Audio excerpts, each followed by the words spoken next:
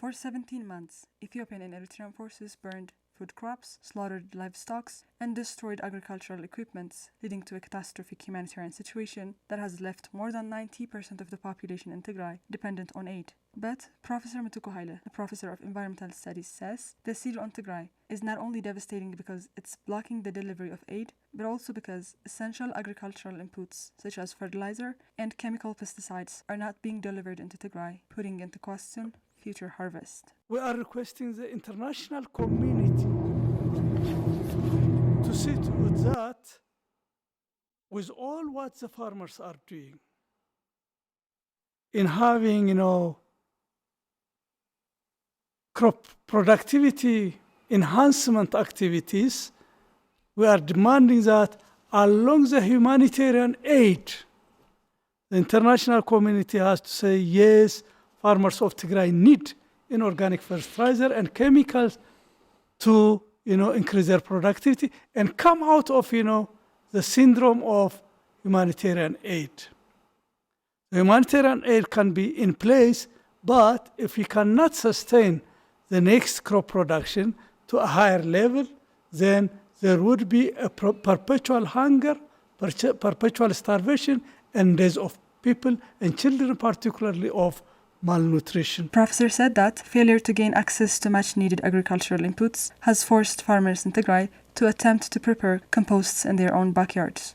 By their own initiative, we are assuming, and our farmers are doing it, that they have started preparing compost because they know that they couldn't get the fertilizer they need in good time.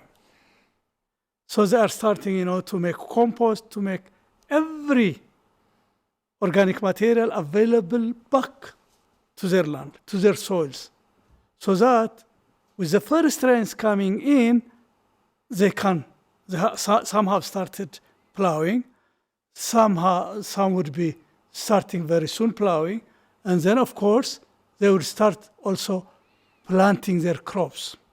Tigray's agricultural sector has shown an astronomical increase in production over the past 30 years, as Ethiopian government's policy had primarily focused on developing the agricultural sector and improving the living standards of rural communities. I would like to reiterate a bit about the agriculture of Tigray, particularly for the last 25, 26 years.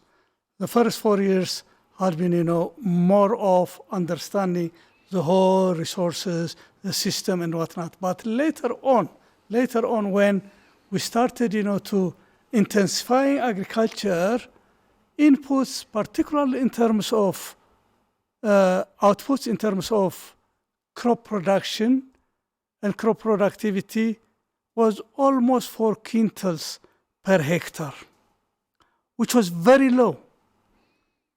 And when I compare it later on now in 2019, the studies that we made in 2019, the productivity per hectare of cereals, crops reached 1.9 metric ton, which is about 19 quintals per hectare. And the productivity also increased from almost 400,000 metric ton, which is 4 million quintals, to about 19 million quintals in 2019. The same thing with fertilizers. Fertilizer was about 40,000 quintals in the early 80s, mid 80s, early 90s, and then now in 2019 it reached about 600,000 quintals of fertilizer. And this is measurable. This has been also, reported and verified also. So you can see there was incremental progress in terms of agricultural productivity and production. The deliberate and systematic destruction of Tigray's agricultural sector has caused a humanitarian catastrophe of magnificent proportions, leaving over 6.5 million people in dire need of humanitarian assistance.